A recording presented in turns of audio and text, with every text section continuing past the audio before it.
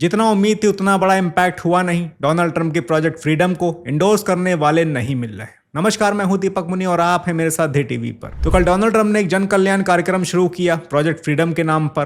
कहा कि भाई जिन देशों का मिडिल ईस्ट डिस्प्यूट से कोई लेना देना नहीं है वो क्यों सफर करें, इसलिए यूएस स्टेट ऑफ हॉर्मुज के उस पार जो कमर्शियल शिप्स हफ्तों से फंसे हुए हैं उन्हें एस्कॉर्ट करके बाहर निकलवाएगा। ये कोई मिलिट्री ऑपरेशन नहीं होगा बल्कि एक ह्यूमैनिटेरियन ऑपरेशन होगा। तो इस तरह से कार्यक्रम की शुरुआत हुई। यूएस की नेवी आगे बढ़ी, ईरान ने उनको रोकने की कोशिश की, वार्निंग शॉट्स मारे। न्यूज आई कि ईरान की मिसाइल्स ने वॉरशिप को हिट किया है, पर बाद में ईरान ने खुद कहा कि वो बस वार्निंग शॉट्स थे। इस बीच यूएस नेवी के 2 guided missile destroyers state of Hormuz को क्रॉस करके पर्शियन गल्फ में एंटर कर जाते हैं। यूएस का कहना है कि इस ड्यू कोर्स में उसने 6 ईरानियन बोट्स को टारगेट किया और सेफली 2 मर्चेंट शिप्स को बाहर निकाल लाया। ईरान का कहना है कि ऐसा कुछ हुआ नहीं है, स्टेट पूरी तरह से ईरान के कंट्रोल में है और यहाँ से कोई भी शिप बाहर नहीं निकला है। पर इसके बाद एक डैनिश कंपनी मर्स का दावा आता है। वो कहती है कि यूएस नेवी ने उसके कमर्शियल शिप को एस्कॉर्ट करके स्टेट ऑफ हॉर्मुज पार करवाया है। अच्छा, इस सब के बीच ईरान ने यूएई के फुजैरा पोर्ट पर भी हमला किया जो एक क्लियर सीज फायर वॉलेशन था, और यूएस या किसी भी अरब देश ने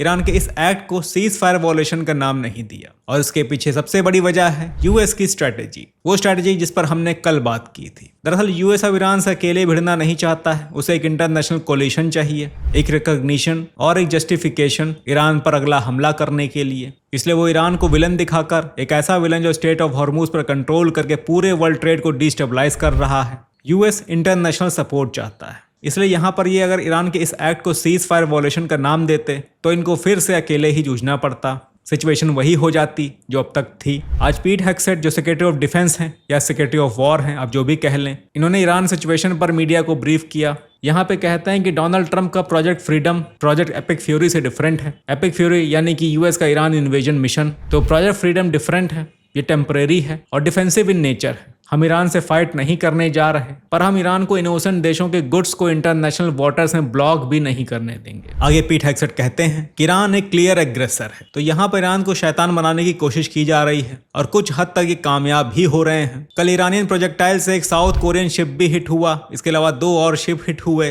जो यूएई के पोर्ट पर खड़े थे। इंटरनेशनल कम्युनिटी, इनफैक्ट पाकिस्तान के वजीर आजम शहबाज शरीफ ने भी ईरान के इस एक्ट को कंडेम किया। कहा कि मैं इतनी मेहनत कर रहा हूं डील कराने के लिए, इसको गुड़ गोबर मत करो। इसके अलावा सऊदी अरब, यूके और फ्रांस की तरफ से भी कंडेमनेशन आया। साउथ कोरिया जिसका कमर्शियल शिप हिट हुआ, डोनाल्ड ट्रंप ने साउथ कोरिया को इस बेसिस पर इस जन कल्याण मुहिम से जुड़ने के लिए इन्वाइट भी किया।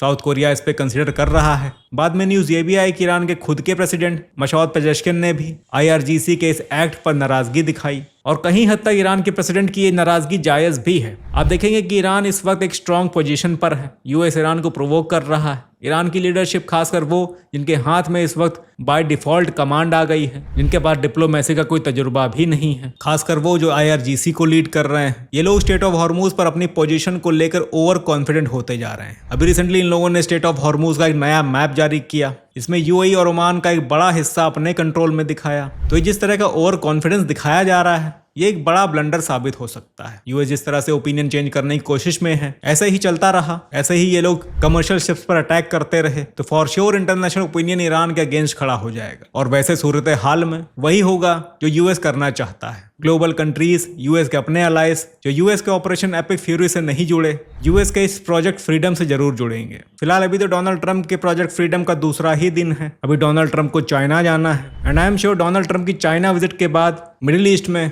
खासकर स्टेट ऑफ हॉर्मुज के संदर्भ में, बड़े बदलाव देखने को मिलेंगे। तो फिलहाल के लिए इतना ही, मिलते हैं अगली वीडियो में और अपडेट्स के साथ।